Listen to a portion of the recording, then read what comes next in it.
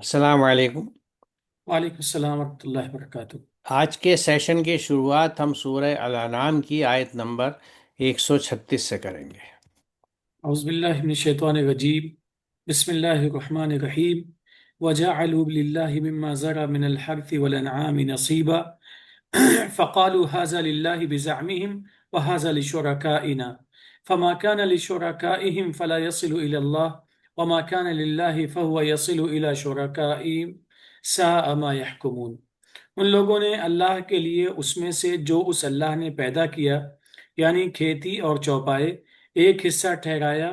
फिर अपने गुमान की बुनियाद पर कहा यह हिस्सा अल्लाह का है और ये हमारे शुरका का है। फिर जो उनके शुरका का है वो तो अल्लाह तक नहीं पहुंचेगा, और जो खालिस अल्लाह के लिए है वो उनके शरीकों को पहुंच जाता है। जो वो फैसला करते हैं बड़ा ही बुरा है।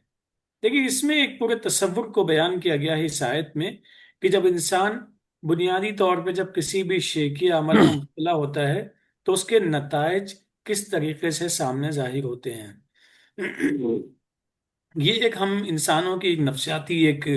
साख्त है कि इस बात को हम कबूल करें या हम इसको रिजेक्ट कर दें, लेकिन हमारी नफसियाती एक एक एक एक, एक शख्सियत हमारी इस तरह से बनी हुई है कि कहीं भी हमें ऐसा लगता है कि कोई है जो हमारा नाफे है, जार नहीं है, या जरर को हमसे दूर करने वाला है। किसी भी सूरत में वो किसी भी सतह पे हो सकता है, बहुत ही मुख्तसर, बहुत ही बड़े पैमाने पे। तो कहीं ना कहीं इंसान सरनिगू होने के लिए वो खुद ब खुद से आमादा हो जाता है। कभी कभी इसका इजहार हम अल्फाज में करते हैं, शुक्रिया के कलिमात में करते हैं, और वही शुक्रिया अदा करते करते कभी कभी हम सर बसजूद हो जाते हैं। सर बसजूद होना या सजदा रेज होना, इसका मतलब फिजिकल सजदे से सजदा मुराद बिल्कुल नहीं है, बल्कि इससे मुराद ये है कि वो सजदा फिजिकल फॉर्म में वो भी हो सकता है, और मजीद अंदरून से, दिल से उसकी इत्तिबा होने लगे, और दिल से उसके लिए एक मखसूस मकाम दिल में जगह पाले। तो इसी तरीके से जब इंसानों ने अल्लाह के साथ अल्लाह की मखलूक को शरीक किया, तो फिर उनके लिए कुछ उसने और भी कवायद और कवानीन मुरतब किए कि थोड़ा सा इनके लिए भी हिस्सा तय कर देते हैं, थोड़ा सा उनके लिए भी हिस्सा तय कर देते हैं, और इस तरीके से उसने खुद साख्ता बहुत सारी चीज़ें बना ली। इस आयत में हमें ये सबक मिलता है, ये आयत हमें ये बताती है कि इस कायनात का खालिक चूंकि एक ही है, इसलिए हर चीज का इंतसाब उसी की तरफ होगा। इंतसाब का मतलब होता है किसी चीज को मंसूब करना, कि किसी भी अजमत का जब एहसास दिल में हो कि कोई अजीम है, कि उसकी खातिर, उसकी खुशनुदी के लिए और उससे सवाब हासिल करने के लिए हमें कुछ करना है, तो वो ज़ात सिर्फ एक ही होनी चाहिए जो इस पूरी कायनात की खालिक है, मालिक है, रब्बुल आलमीन है, सारे जहानों को पालने वाली है। और इससे अगर हम ऐसा नहीं करते हैं और जो उसकी मखलूक है उसको ही हम उसमें उस कैटेगरी में उसमें ले शामिल कर लेते हैं, ले आते हैं, तो ये अपने आप में एक बहुत ही गलत बात होगी। ये जो तसव्वुर है अल्लाह की दी हुई चीज़ों को, अल्लाह के साथ साथ अल्लाह के साथ जिन लोगों को इंसान अल्लाह का शरीक करते हैं, जिनको शेक करते हैं जिनका, तो उनके साथ भी हिस्से बांट करना, उनकी तरफ भी चीज़ों को मंसूब करना, उनके नाम पे सदका निकालना, उनके नाम पे ज़कात निकालना, ये सिलसिला आज भी हमारी सोसाइटी में, या यूं कहें कि इंसानी सोसाइटी में विजिबल है। किसी न किसी फॉर्म में, किसी न किसी नॉमेनक्लेचर के साथ में वो मिल जाता है। और ये चीज़ उस वक्त भी मौजूद थी जिस वक्त ये कुरान मजीद नाजिल हो रहा था। लिहाजा ये चूंकि ये गलती पहले भी थी, आज भी है। इंसान अगर एक माबूद के आगे नहीं झुकता है तो फिर कहीं ना कहीं अपने आप को वो सजदरेज खुद ब खुद कर देता है। तो उसी का अक्स इस तरीके से जाहिर होता है कि वो खुशनुदी के लिए, सवाब के लिए ये सारे काम करता है। तो कुरान की इस आयत से हमें बार बार दोबारा से इस बात की तरफ हमें इशारा दिया जा रहा है कि किसी भी सूरत में अल्लाह के साथ, जो इस कायनात का खालिक और मालिक है, चलाने वाला है, उसके साथ किसी और को शरीक नहीं करना चाहिए। देखिए, हमने अपने पीछे सेशंस में भी डिस्कस किया है, यानी सूरह अल अनाम तक आते में इस तरह के मौज़ूआत आए हैं। और कुरान में कई जगह इस बात का जिक्र है कि बहुत से लोग कुछ अपने बड़ों से इसलिए मिलते हैं जिनको अपने तसव्वुर में समझते हैं कि ये अल्लाह के मुकरीब हैं, अल्लाह के करीब हैं, और हम इनकी खिदमत करेंगे तो ये अल्लाह के यहाँ हमारी मदद कर देंगे, या हमें अल्लाह का क़ुर्ब नसीब करा देंगे, या हमारी मुश्किल कुशाई कुछ कर देंगे। तो एक तो कैटेगरी ये होती है कि हम इस तरह के लोगों से रब्त रखते हैं جن کو ہم ایک طرح سے اپنا مشکل کشا حاجت روا سمجھتے ہیں کہ یہ ہماری مدد کر دیں گے، آخرت میں بھی اور دنیا میں بھی ان سے مدد مانگی جاتی ہے۔ تو ایسے لوگ جو ہیں، یا جن کو ہم کھلم کھلا یہ سمجھیں گے بھئی یہ ہماری شفاعت کرائیں گے، ہمیں مشکل کشائی کریں گے، یا ایک میں سے دوسری طرح سے کہوں کہ اگر ہم بزرگوں کی صحبت میں جاتے ہیں، بڑوں کے ساتھ بیٹھتے ہیں، بہت اچھی بات ہے، لیکن یہاں ہم یہ نوٹ کریں کہ ہم ان بڑوں کے پاس کس مقصد سے جاتے ہیں اور ان بڑوں سے ہماری گفتگو کیا ہوتی ہے۔ اگر ہم ان کے پاس اس لیے جا رہے ہیں کہ ایک علمی مجلس ہے، وہاں بیٹھیں گے تو کچھ قرآن پہ گفتگو ہوگی، کچھ نکات صاف ہوں گے اور کچھ مجھے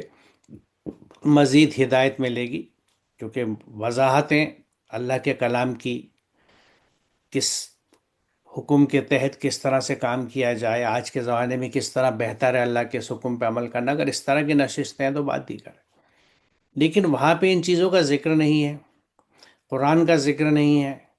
اور جو لائحہ عمل طے ہوتے ہیں، جو سمجھائی جاتی ہیں چیزیں، وہ قرآن سے نہیں ہیں بلکہ کہیں کہیں بالکل اس کے اپوزٹ ہوتی ہیں۔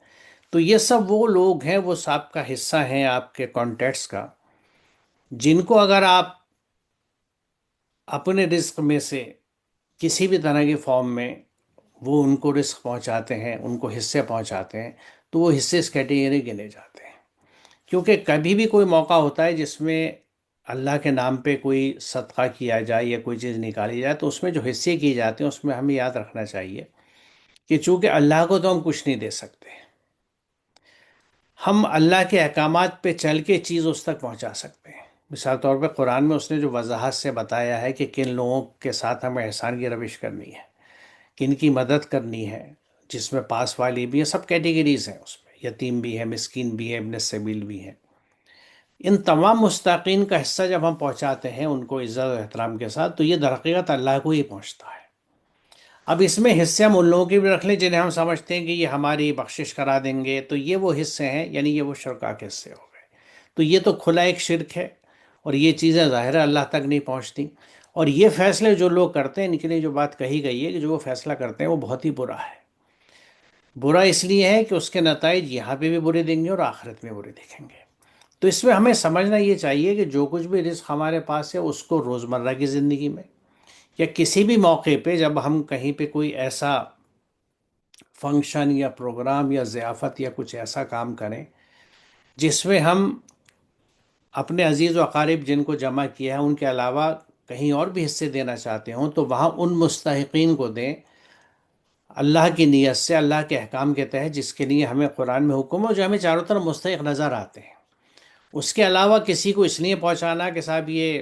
اللہ کی ہماری سفارش کر دیں گے، ان چیزوں کو ایک برا فیصلہ بتایا گیا ہے، اور جو برے فیصلے ہوتے ہیں ان کے نتائج ظاہر برے ہوتے ہیں، تو اس میں ہمیں خیال رکھنا چاہیے اس بات کا۔ چلیے اگلی آیت لے لیتے ہیں ہم۔ وكذلك زين لكثير من المشركين قتل أولادهم شركاؤهم ليردوهم وليلبسوا عليهم دينهم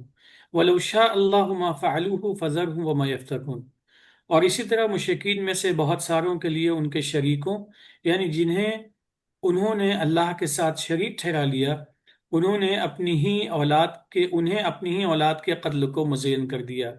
تاکہ وہ انہیں تباہ کر دیں اور تاکہ ان کے لیے ان کے دین کو گڈمڈ کر دیں،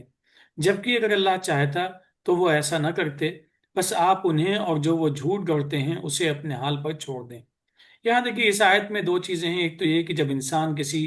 غلط روش پہ چلتا ہے تو اس کی وجہیں کیا ہوتی ہیں۔ عام طور پہ اس کی وجہیں یہی ہوتی ہیں کہ انسان جب کسی غلط روش پہ چل پڑتا ہے، آہستہ آہستہ وہ کسی دوسرے کے موٹیویٹ کرنے سے، اکسانے سے، آمادہ کرنے سے اس غلط روش پہ چلتا ہے، یا از خود وہ اس غلط روش پہ چلتا ہے، تو چیزیں اس کو بھانے لگتی ہیں، اچھی لگنے لگتی ہیں۔ پھر وہ آس پاس میں ایسے افراد بھی ہوتے ہیں جن کی وہ اتباع کرتا ہے، جن کو وہ بہتر سمجھتا ہے، اور ان کے بنائے ہوئے تصورات کی بنیاد پہ بہت سارے غلط کام کرتا ہے۔ انہی میں سے غلط کام یہ بھی ہے جس میں اپنی اولاد کا قتل کرنا ہے۔ اب یہ بات پہلے بھی آ چکی ہے کہ قتل کرنے کا مطلب محض یہی نہیں ہے کہ اس کی جان ہی لے لی جائے، بلکہ اس کی زندگی کو تباہ کرنے کا کوئی بھی ایسا سامان مہیا کیا جائے جس کی وجہ سے اس کی زندگی خطرے میں پڑ جائے۔ زندگی خطرے میں پڑنا یعنی صحیح کریئر وہ چوز نہ کر سکے، صحیح زندگی میں صحیح فیصلے کرنے کے لیے جو علوم درکار ہیں ان علوم سے وہ عاری رہ جائے، وغیرہ وغیرہ۔ تو اس طریقے سے بہت ساری ایسے غلط روشیں ہیں جن پہ انسان ان لوگوں کے کہنے سے چل پڑتا ہے جنہیں وہ اپنا بڑا سمجھتا ہے، اپنا بزرگ سمجھتا ہے، اور انہیں اللہ کے حکم کو براہ راست سمجھنے کے بجائے ان کی باتوں پہ یا ان کے خود ساختہ قواعد کے مطابق زندگی گزارنے لگتا ہے۔ اور اس کے مقاصد بہت سارے ہوتے ہیں۔ ایک تو یہ ہے کہ وہ جب جو بھی کریں گے اس کی وجہ سے وہ مصیبت میں وہ خود گرفتار ہوگا وہ انسان، لہٰذا اس سے خود بچنا چاہیے۔ اور مزید یہ کہ وہ دین کو کبھی کبھی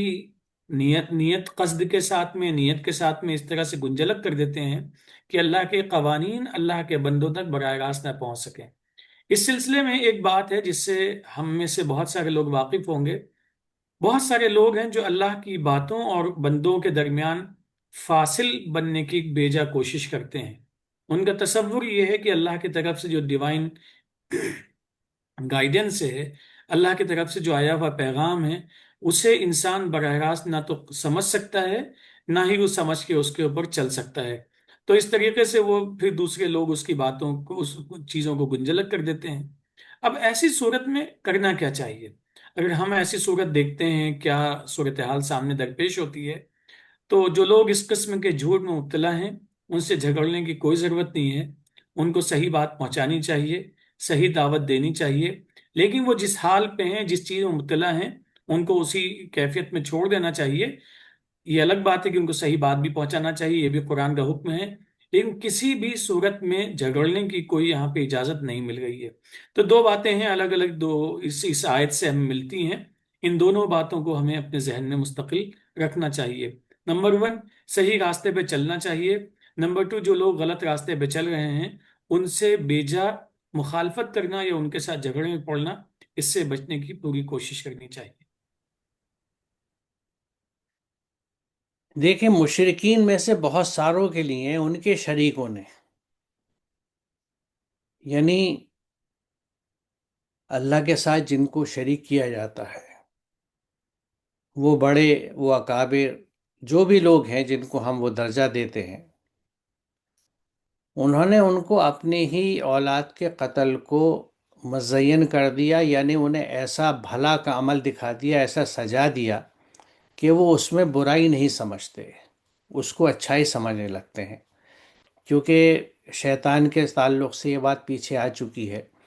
کہ ان کے برے اعمال جو ہیں وہ ان کے لیے سج جاتے ہیں، وہ انہیں اچھا سمجھنے لگتے ہیں۔ تو یہاں قتل اولاد کے سلسلے میں، اب یہ جو اولاد کا قتل ہے نا، یہ بہت ہی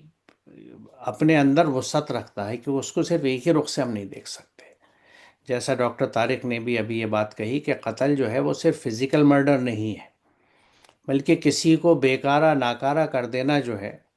وہ بھی در حقیقت اس کا قتل ہی ہے، کیونکہ اس کی شخصیت قتل ہو گئی۔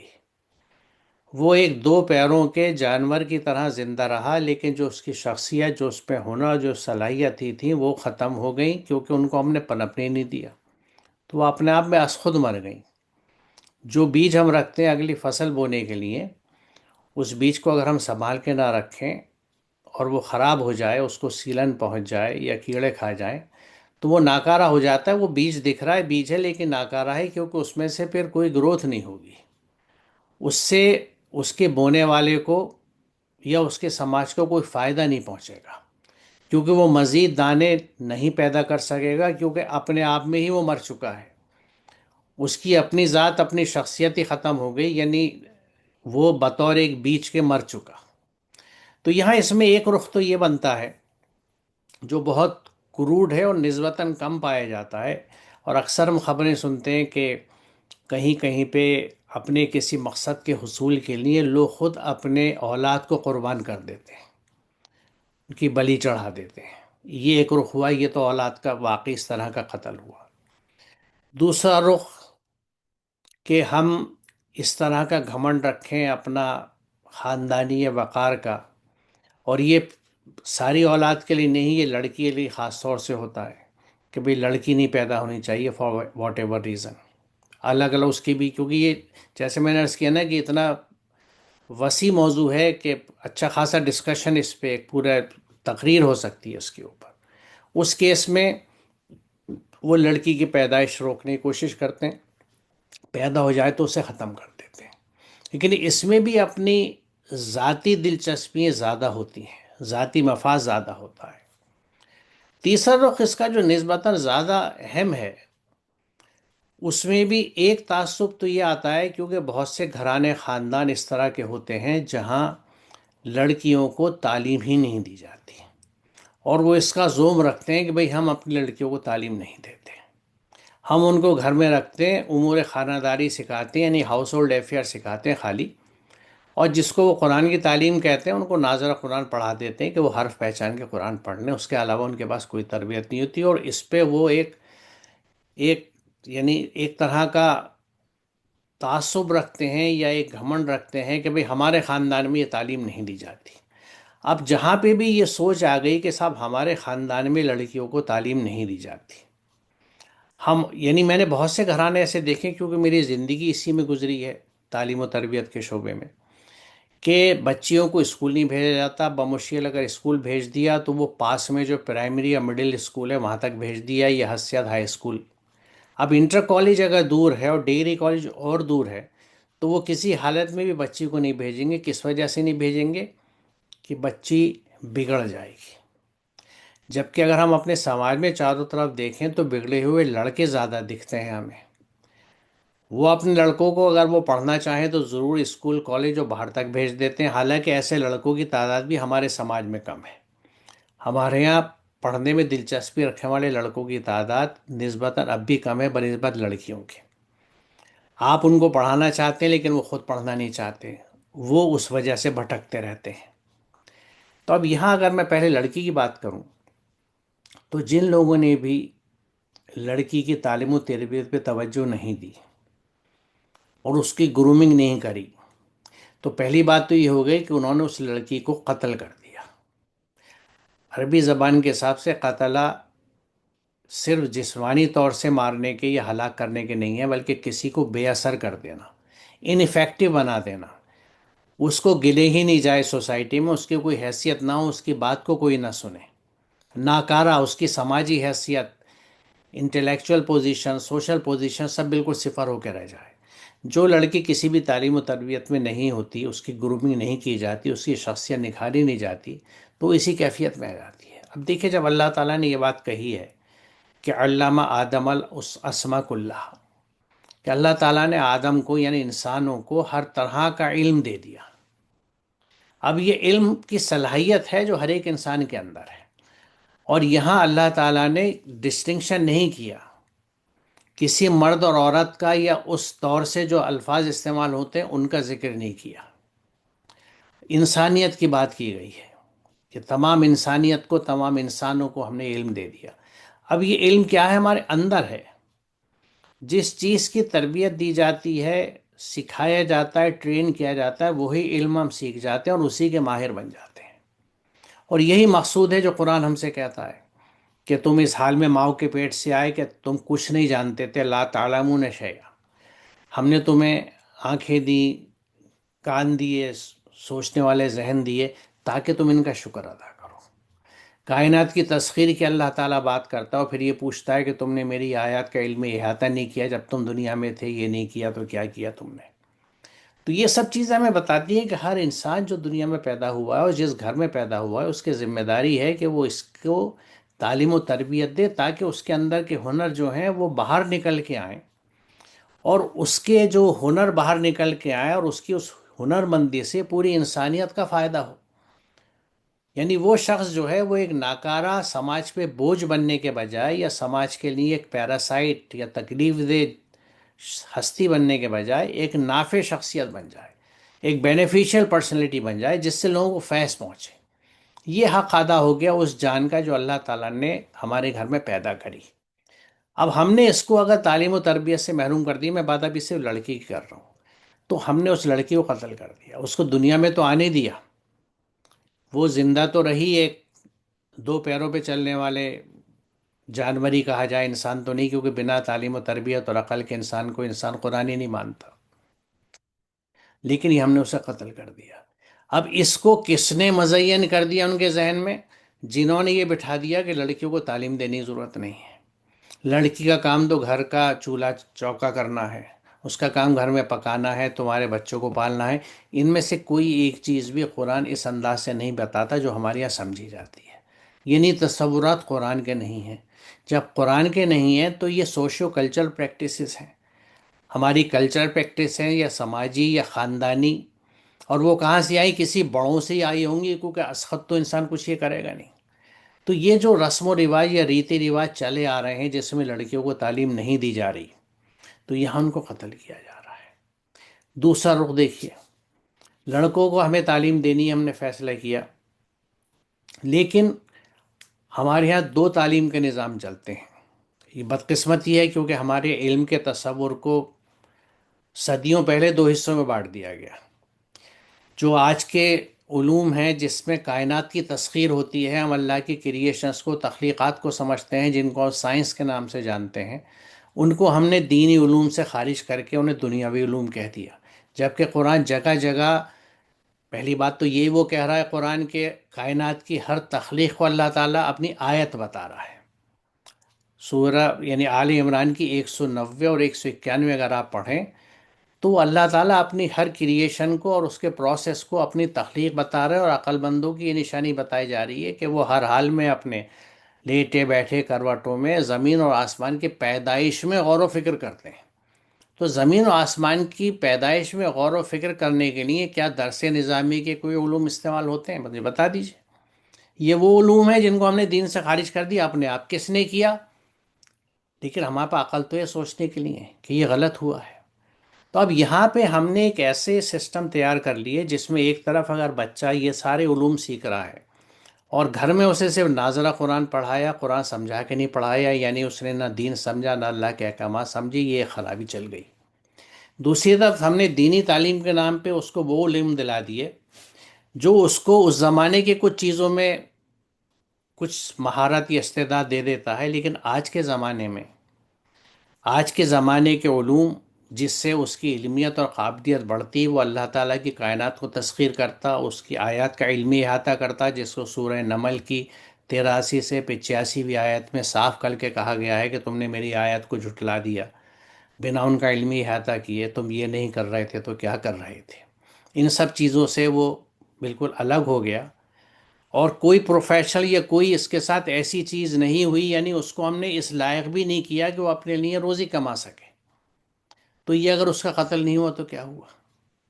اس کو مزین کر دیا گیا کہ کچھ لوگ اس کو اس طرح سے لیتے ہیں کہ بس اسی طرح کی تعلیم میں ثواب ہے۔ مجھے خود اس چیز کا تجربہ ہوا ہے کہ کبھی آپ چندہ کرنے، ڈونیشن لینے نکلتے ہیں، جو میرا اپنا تجربہ بتا رہا ہوں، تو مدارس و مساجد کے لیے لوگ چندے دے دیتے ہیں، اسکول کالج کے لیے چندہ نہیں دیتے، کہتے بھئی تو دنیاوی معاملے ہیں۔ وہی سمجھتے ہیں کہ اب یہ جس نے غلط سوچ بٹھا دی ہے، اس نے تو اپنے لیے ثواب جاریہ کا انتظام، گناہ جاریہ کا انتظام کر لیا، کہ غلط سوچ پھیلا دی اندر، یہ غلط فکر پھیلا دی۔ تو اس میں آپ بچے کو در حقیقت اس کی شخصیت کو، اس کی علمی شخصیت کو قتل کرنے جا رہے ہیں، لیکن اس کو بہت بڑی دینداری سمجھ رہے ہیں، اس کو ثواب سمجھ رہے ہیں۔ بات یہاں تک جاتی ہے کہ لوگ یہ کہتے ہیں کہ اپنے گھر کے ایک بچے کو قرآن حفظ کرا دیا تو وہ تو جنت میں جائے گا، 10 کو ساتھ لے کے جائے گا۔ اب اس طرح کی چیزیں، اس بات کا بین کھلا ثبوت ہے کہ یہ ہم سب لوگ قرآن سے دور ہیں۔ قرآن میں اس طرح کی بات ہی نہیں ہے، قرآن سارا فوکس غور و فکر و تدبر پہ دیتا ہے، کسی اور چیز کی وہاں بات نہیں ہے جن کو ہم دین کے نام پہ کر رہے ہیں۔ تو یہ سب وہ چیزیں ہیں کہ جس میں جو قرآن کے خلاف کام ہیں، جس میں اس اولاد کا قتل بھی شامل ہے، وہ ہمارے سامنے ایک سجی سجائی چیز بن کے رہ گیا ہے آج۔ ایسے نظام میں بچے کو ڈال دینا جس میں وہ سماج کے لیے نافع نہیں بن رہا، اس کو قتل نہیں کر رہے تو کیا کر رہے ہیں، اور وہ ہمارے لیے سمجھتے ہیں کہ تو ہمارے لیے جنت کا راستہ ہو رہا ہے، ہمارے راستے کھل رہے ہیں، اور اس کو بڑا ثواب سمجھتے ہیں۔ تو یہ بہت واضح چیز ہے جو یہاں پہ آتی ہے، لیکن اس میں بہت اہم بات جو ہے کہ اس کے لیے ہمیں کہا کیا گیا ہے کہ پس آپ انہیں، اور وہ جھوٹ گڑھتے ہیں۔ قرآن اس کو جھوٹ گڑھنا کہہ رہا ہے کیونکہ یہ واقعی جھوٹ گڑھنا ہے، کیونکہ خلاف قرآن ہے۔ قرآن کا یہ حکم ہی نہیں ہے کہیں سے کہیں تک، تو ان کے لیے حکم ہے، ان کے حل پہ چھوڑ دیں آپ، یعنی ان سے بھی ڈیبیٹ کرنے کی، کیونکہ آج اچھی خاصی کوشش لوگ کرتے ہیں اس بات کے لیے، اور اس آیت کی روشنی میں دیکھیں تو وہ کوششیں ضرورت نہیں ہے، کیونکہ قرآن سب کے پاس ہے، سمجھ سب کے پاس ہے۔ آپ خود سمجھ لیجیے قرآن کی تعلیم کیا ہے۔ قرآن نے واضح طور سے کہا ہے کہ اس کتاب کو کھول کر بیان کر دو اور اس کو چھپانا نہیں۔ ان چیزوں کو چلانے کے لیے قرآن کو چھپانا ضروری ہے، کیونکہ قرآن کھل جائے گا تو ان چیزوں کی حقیقت ہر خاص و ہم پہ کھل جائے گی کہ بھئی یہ جو ہم کر رہے ہیں یہ تو قرآن میں ہے ہی نہیں، ہم کیوں کر رہے ہیں، ہم اس سسٹم کو کیوں سپورٹ کر رہے ہیں، یہ تو قرآن میں ہے ہی نہیں۔ تو جس وجہ سے بھی رہا، لیکن قرآن ہمیں یہ سکھا رہا ہے کہ ان کے حل پہ چھوڑ دیجیے، یعنی کسی جھگڑے کی، مباحثے کی، بحث کی، ڈیبیٹ کی ضرورت ہی نہیں ہے کہ صاحب یہ جو کام آپ کر رہے ہیں، بچوں کی اس طرح کی جو تعلیم و تربیت دے رہے ہیں یہ مناسب نہیں ہے، یہ مناسب ہے، کوئی ضرورت نہیں ہے، انہیں ان کے حال پہ چھوڑ دیجیے۔ کیونکہ آدمی جب حق تلاش کرتا ہے، حضرت ابراہیم کے راستے پہ چلتا ہے اور حق کا متلاشی ہو جاتا ہے، تو اللہ تعالیٰ حق اور ہدایت اس تک پہنچا دیتا ہے، یہی قرآن نے ہمیں سمجھایا ہے۔ تو یہاں میں سمجھتا ہوں کہ یہ بہت ہی اہم آیت ہے 137 جو ہے، کیونکہ یہ یعنی اپنی اولاد کا قتل، اور وہ بھی اس طرح سے کہ وہ ہمیں بہت سجا ہوا لگے۔ تو یہ قتل فزیکل قتل نہیں ہے، جسمانی طور سے ہلاک نہیں کرنا ہے، بلکہ اس کی شخصیت کو ختم کر دینا۔ اب جس کی شخصیت آپ نے ڈیولپ نہیں کری وہ ختم ہی تو ہو گئی نا۔ کچھ پتہ نہیں کہ یہ بچہ جو سڑک کے روڑوں کی طرح رل گیا، کوئی مقام اس کا سماج میں نہیں بنا، کیا پتہ اس کو اگر گرومنگ ملتی، تربیت ہوتی، تو پتہ نہیں کون بنتا، کیا صلاحیتیں تھی اس کے اندر۔ کیونکہ دیکھیے ہم سائنٹیفکلی اس بات کو جانتے ہیں کہ ہر انسان ایک نیا جینیٹک کمبینیشن پیدا ہوتا ہے لے کے، ہر ایک انسان کی جینز الگ ہوتی ہیں، صلاحیتیں، کیپیسٹیز بالکل الگ ہوتی ہیں۔ پتہ نہیں اگر ان کو صحیح گرومنگ مل جاتی تو وہ کیا شخصیت بنتی، اور اس سے انسانیت کو پتہ نہیں کتنا فائدہ ہو جاتا۔ ایسا ہم نے اگر نہیں کیا تو ایک طرف تو اس کی شخصیت قتل کر دی گئی، دوسری طرف اللہ کی ایک نعمت کو ہم نے صحیح استعمال نہیں کیا، اس کے ساتھ ظلم کیا، ناشکری کری، کفر کیا، اور اپنے پیچھے ایک ایسی اولاد چھوڑی جو نافع اولاد نہیں ہے، جو سماج کا کچھ بھی بھلا نہیں کر رہی۔ تو یہ ہمارے لیے بھی گناہ جاریہ بن گئی، کیونکہ جب جب وہ سماج میں فساد پھیلائے گا اس کی ذمہ داری ہمارے حصے میں بھی لکھی جائے گی۔ تو یہ بہت اہم غور طلب چیز ہے، کیونکہ ہمیں دیکھیے قرآن کو جب سمجھتے ہیں تو لگتا یہ ہے کہ اپنی زندگی کے ہر ہر گوشے کو ہمیں، ہر ہر باب کو ازسرنو لکھنا ہوگا، ازسرنو غور کرنا ہوگا، اور ہمارے کہنے سے مت کیجیے، قرآن خود کھولیے، خود سمجھیے، اور پھر جیسا سمجھ میں آئے ویسا کیجیے، کیونکہ آپ کو اپنے اعمال کا حساب دینا ہے، ہم لوگ کو اپنے اعمال کا حساب دینا ہے۔ میرے خیال سے طارق صاحب یہاں رک